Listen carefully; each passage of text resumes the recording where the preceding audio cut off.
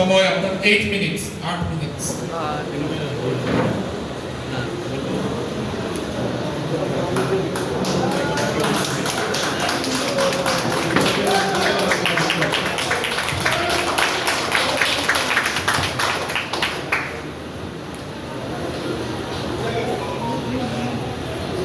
পরে আশা করি সম্মুখীন হবে। আমি একটু সাউন্ড টেস্ট করছি, আমার গলা একটু ডাউন থাকলে সেজন্য সাউন্ড সিস্টেমকে ঠিক আছে কিনা সবাই শুনতে পাচ্ছেন আমাকে? হ্যাঁ, ওকে, ধন্যবাদ। আমি একটু লিখিত বক্তব্য দেব। বক্তব্যের শুরুতেই আমি কিছু কিওয়ার্ড দিয়ে শুরু করতে চাই আজকের আমার বক্তব্য।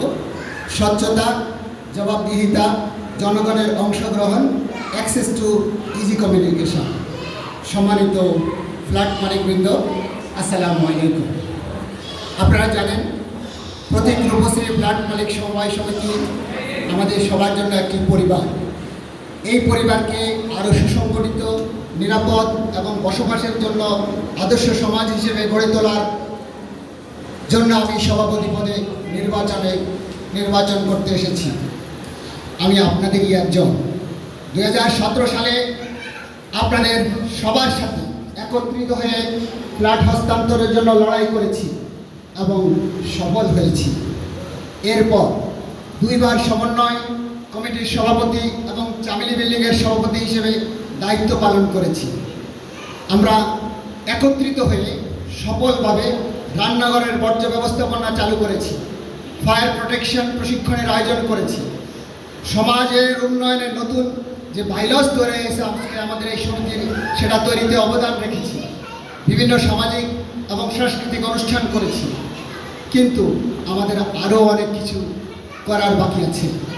আমি যদি আপনাদের মূল্যবান ভোটে নির্বাচিত হই, তাহলে প্রতিশ্রুতি দিচ্ছি সকল ফ্ল্যাট মালিকদের স্বার্থ রক্ষায় আরও স্বচ্ছ এবং জবাবদিহিমূলক কমিটি পরিচালনা করতে সক্ষম হব। প্রিয় প্রতিবেশী, আমি একজন পেশাদার ভেটেরিনারিয়ান এবং পাবলিক হেলথ এক্সপার্ট, গবেষক এবং একজন বিজ্ঞানী। দেশে বিদেশে আমার যথেষ্ট সুখ্যাতি রয়েছে। আমার নেতৃত্ব গুণ, প্রশাসনিক দক্ষতা এবং আপনাদের সহযোগিতা আমরা প্রতীক রূপশ্রীকে একটি মডেল সমাজ হিসেবে গড়ে তুলতে পারব ইনশাআল্লাহ। প্রিয় প্রতিবেশী, আগামী 3 বছরের জন্য আমরা এই যুদ্ধে লড়তে যাচ্ছি। এই 3 বছরে আমার কিছু পরিকল্পনা আপনাদের সামনে আমি উপস্থাপন করতে চাই।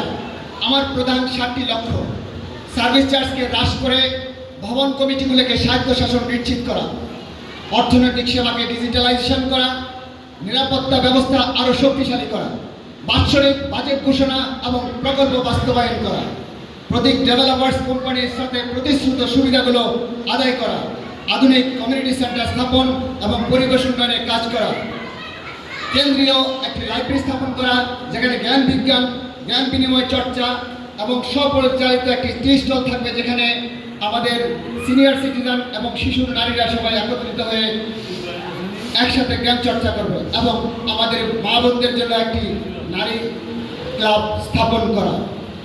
আমার কর্মপরিকল্পনাকে আমি 3টি ভাগে ভাগ করেছি।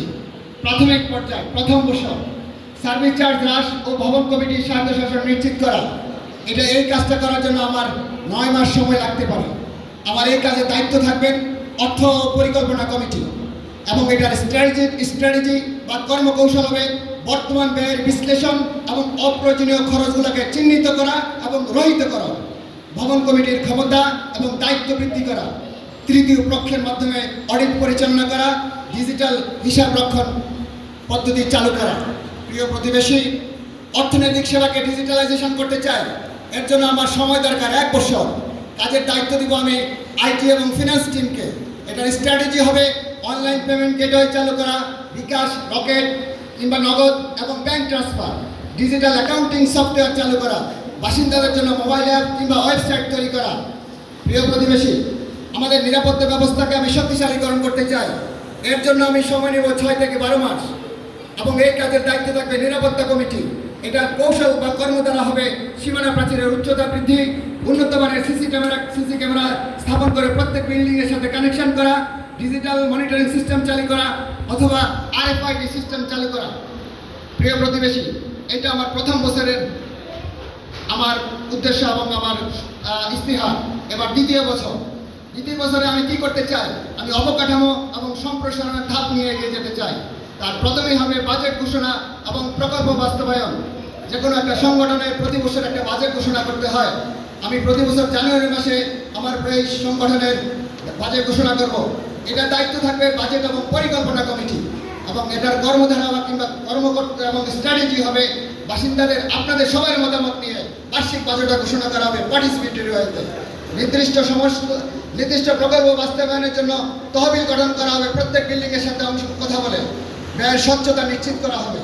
প্রিয় প্রতিবেশী, ডেভেলপার কোম্পানির সাথে প্রতিশ্রুত সুবিধাগুলো আদায় করার আমি সচেষ্ট করব, এবং এর জন্য আমি সময় নেব 6 থেকে 12 মাস।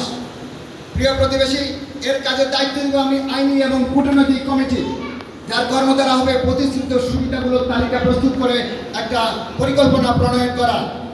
ডেভেলপারদের সাথে এবং আমাদের যারা আমরা আজকে সোসাইটির বাসিন্দা আছেন তাদের সাথে আলোচনার মাধ্যমে একটা সমাধানের পথ খুঁজে বের করবো ইনশাআল্লাহ, এবং বাসিন্দাদের স্বার্থ সংরক্ষণে আইনি ব্যবস্থা গ্রহণ করা হবে। প্রিয় প্রতিবেশী, এবার আমার তৃতীয় বছর, এটা থাকবে টেকসই উন্নয়নের ধাপ, যাতে আমাদের পরবর্তী সেশনে আমাদের পরবর্তী মানে যারা আসবেন কমিটিতে তারা এগিয়ে নিয়ে যেতে পারে।